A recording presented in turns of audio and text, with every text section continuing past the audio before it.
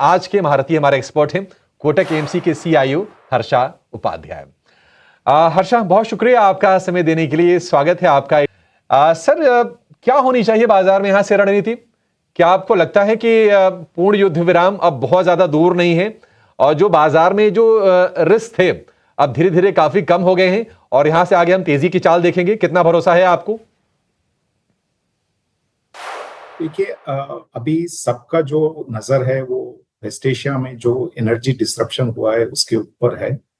और आज के दिन में एनर्जी मार्केट को अगर आप देखते हैं तो एक तरफ से पिछले कुछ दिनों से एक होप बना हुआ है कि शायद एक परमानेंट रेजोल्यूशन यूएस और ईरान के बीच में हो सकता है। तो उसी हिसाब से क्रूड ऑयल प्राइस जो $100 से ऊपर प्रति बैरल जो प्राइस था वो नीचे गिरते गिरते अभी 90 के आसपास आ चुका है। तो यहाँ पे अगर रेजोल्यूशन हो जाता है तो वो मार्केट्स के लिए एक तरफ से पॉजिटिव रहेगा। भले वो Q1 रिजल्ट्स में एनर्जी डिसरप्शन की वजह से नंबर शायद थोड़ा डिसअपॉइंट कर सकते हैं, लेकिन मार्केट्स उनको ओवरलुक करके शायद रेजिलिएंट कंटिन्यूएशन रहेगा। लेकिन अगर रेजोल्यूशन नहीं होता है तो फिर से एक आशंका है कि शायद क्रूड ऑयल का जो भाव है वो यहाँ से भी और ऊपर जा सकता है या डिसरप्शन और बहुत समय तक चल सकता है। अगर उस सिचुएशन पे हम फिर से पहुंचते हैं तो फिर मार्केट के लिए एक तरह से सेंटिमेंटली नेगेटिव रहेगा और फंडामेंटली भी नॉर्मल सी आने में समय लगेगा। तो उस हिसाब से मार्केट फिर थोड़ा वोलेटाइल या साइडवेज हो सकता है। हर सर, इंडियन रुपी की ट्रेजेक्टरी आप किस तरह से देख रहे हैं? क्योंकि हमने देखा कि लगातार वीकनेस रही, आरबीआई ने थोड़ा इंटरवीन किया, थोड़ी हमने देखा कि ऊपरी स्तरों से मतलब निचले स्तर से थोड़ी रिकवरी आई है। तो इसका इम्पैक्ट इन्फ्लेशन पर, कॉर्पोरेट अर्निंग पर और सेक्टोरल पोजीशनिंग को लेकर आप कैसे एसेस कर रहे हैं? देखिए, जो भी मैक्रो एनवायरनमेंट में डिस्ट्रप्शंस हुए हैं उसका एक नतीजा है रुपी पे जो प्रेशर हम देख रहे हैं।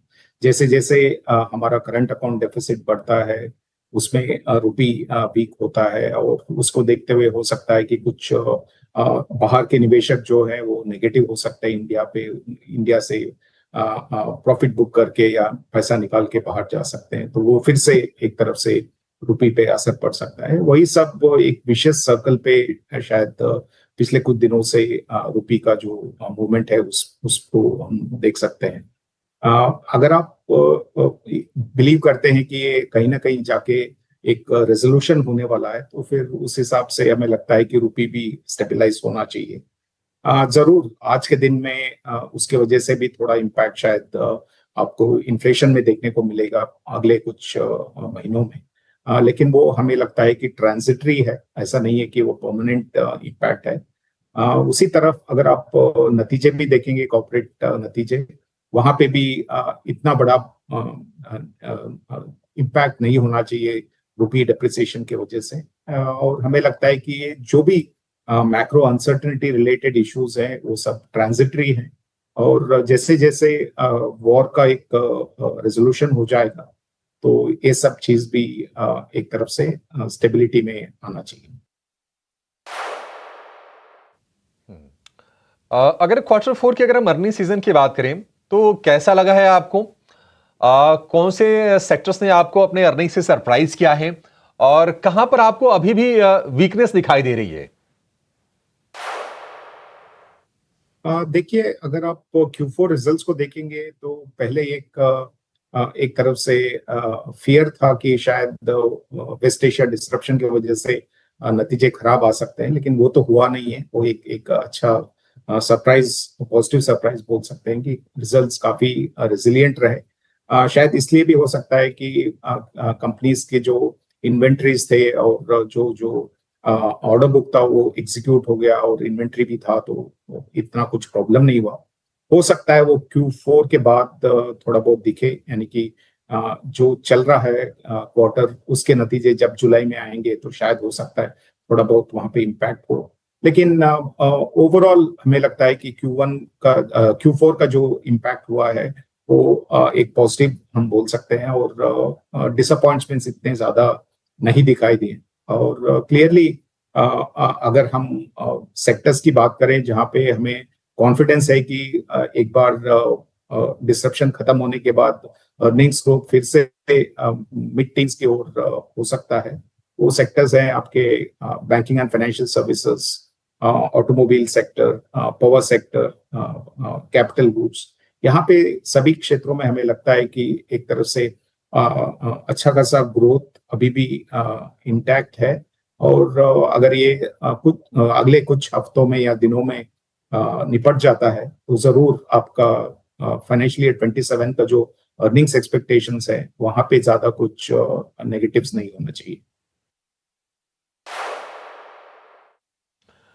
हर्ष जी, एक और सवाल है कि अगर आपको एक सेक्टर चुनना है जहां पर आप बहुत ज्यादा ऑप्टिमिस्टिक हैं, तो वो कौन सा होगा, और कौन से सेक्टर को लेकर आप थोड़े से कॉशियस अभी भी आगे रहेंगे?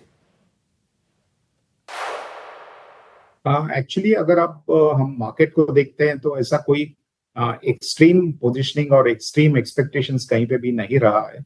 तो उस हिसाब से हमें नहीं लगता है कि कहीं पे भी बहुत ज्यादा मिसमैच है एक्सपेक्टेशंस में।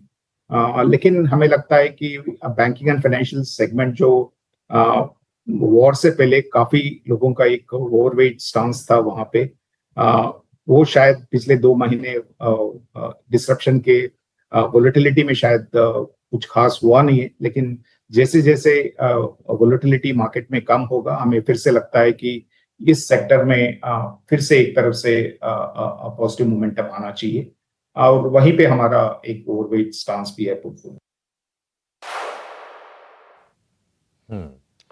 सर, अगर हम पीएसयूज की बात करें, डिफेंस की बात करें, मैन्युफैक्चरिंग कंपनीज की बात करें, तो ओवर द ईयर हमने काफी री रेटिंग देखी है।